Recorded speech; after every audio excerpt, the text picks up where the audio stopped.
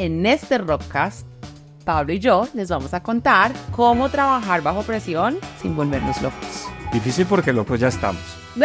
Sí. Y un poquito de locura no está mal.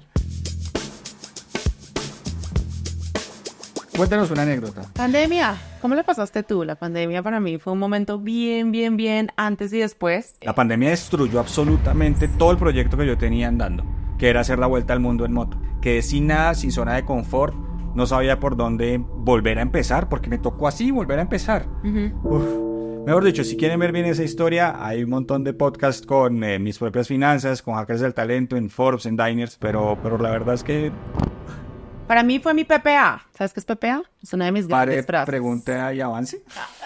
No está tan mal. Parar, pensar y actuar. Me puse obviamente, a cuestionarme un montón de cosas que había normalizado y fue el momento en donde entendí que muchos de los últimos años, dentro del amor y la pasión de lo que estaba haciendo, también estaba sobreestresada y también estaba muy cerquita al burnout. ¿Y qué pasó específicamente? Cuéntanos cómo casi te vuelves loca. Si te pones a pensar, una de las cosas que más disfrutábamos desde lo que hago en mi trabajo tiene que ver con interacción, conocer nuevas personas, conectar, comunidades, muy social, mucha relación interpersonal. Y de un día a otro, ¡pum!, todo eso se eliminó. Pero es que la propuesta de valor es esencial de WeWork, es creación de comunidades laborales al final del día. Y conectar con otras personas que si no fuera por esa plataforma probablemente no hubieras llegado. Entonces fue un momento crítico en donde no solamente lo estaba pasando yo, sino lo estaba pasando mi equipo, en donde lo estaba pasando mis clientes, en donde lo estaba pasando mis stakeholders, todo el mundo. Pero ¿cómo se estaban volviendo locos? Cuéntanos ejemplos.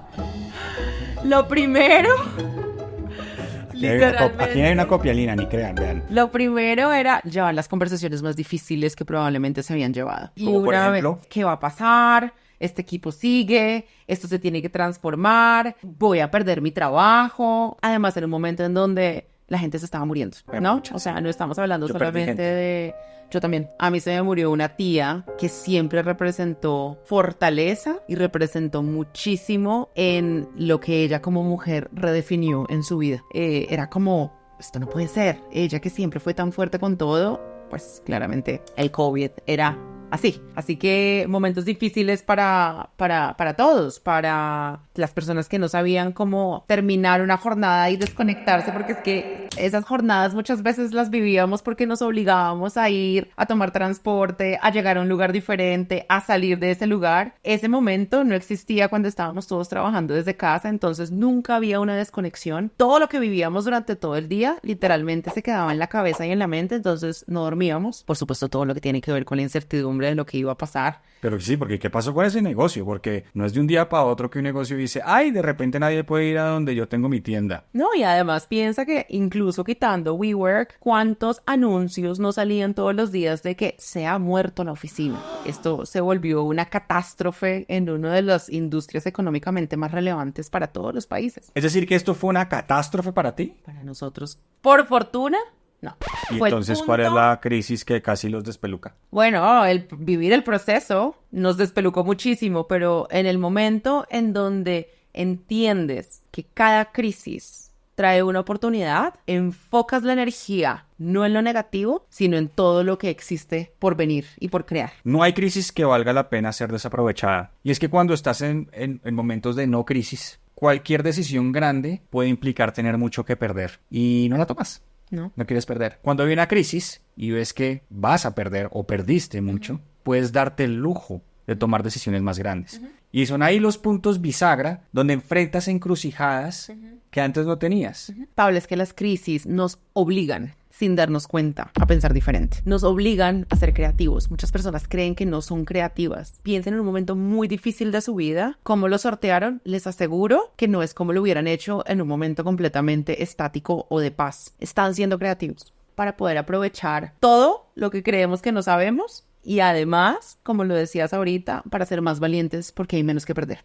Para nosotros la pandemia fue fundamental en un aspecto, Pablo, y es que logró ponerle más foco de atención a un valor intrínseco de la marca que era flexibilidad. Entonces, en el momento en donde se entiende que esto tan flexible, 24/7, acceso, tecnología, se puede volver el mejor amigo de alguien que necesita de esto sin saber que lo necesita, es el momento en donde logramos hacer el switch. ¿Dónde se reunían los gobiernos? ¿Dónde se reunían las alcaldías para poder crear planes de contención de una crisis sanitaria como esta? Pues en la alcaldía. No necesariamente, porque los protocolos de seguridad no los estaban instalando todos, pero nosotros sí. En Barranquilla, la alcaldía instaló su centro de COVID para llevar la emergencia sanitaria. Y se volvió WeWork el punto de encuentro del anterior alcalde y de todo su equipo, con los protocolos, con los 2 metros de seguridad. Es que se nos olvidó, es que es un momento tan loco, pero se nos olvidó que así de cerquita no pudimos estar como hasta el 2021, mentiras. No, pero Roca, esto es una burbuja y mundo paralelo en donde no hay confinamientos y aquí siempre somos los tres, ustedes, nosotros y ella hablando, así que tranquilo. Lo que me estás queriendo decir es que de repente se abrió un mercado que no se había visto. Absolutamente. Si no hubiera llegado ese momento, no hubiéramos tenido la oportunidad de saber que podíamos trabajar y apoyar de esa manera a esos sectores. Pero espérate, ¿cómo esto también afectaba a la gente? ¿Y cómo le dieron la vuelta? Pues lo primero que yo quise fue enfoquémonos en hacer y conectar a nuestro equipo de una manera distinta, porque la salud mental empezaba a ser muy real en el desgaste del día a día del equipo. Decidimos crear plataformas de conocimiento en donde se nos ocurrió la gran idea de que habían tantos hobbies y tantas cosas que todos conocían y que de pronto nunca habían tenido la oportunidad de compartir o enseñar. Así que abrimos este club y libremente las personas del equipo que querían llegar a enseñar tenían 1 hora al día para poder compartir, pero se volvió un espacio completamente diferente de conectar y de aprender. Pero ¿cómo traes todo eso un momento como el de hoy en donde pues ya no hay pandemia, pero sin embargo el estrés y el burnout siguen siendo parte del mundo laboral? No hemos estado enfrentados además a peores estadísticas que las que hoy tenemos, ¿Y cómo porque además hacemos? va creciendo. Yo creo que es importante que todas estas cosas que surgieron desde esa creatividad de la crisis no las demos por hecho porque hoy no vivimos esa misma crisis. Entonces que no se nos olvide de ser creativos en proponer todo esto como parte del día a día. ¿Y qué tal si pensamos en la presión no como lo que nos oprime, sino como lo que nos levanta? Es muy diferente entender la presión así. Y la presión funciona de esa manera. Cuando nosotros la vemos como lo que nos permite sobresalir, porque es una fuerza que nos está poniendo la vida detrás de, vamos a poder conectar con esa creatividad de la que hablamos sin vivir la crisis. Cuando nos enfocamos en que la presión nos limita,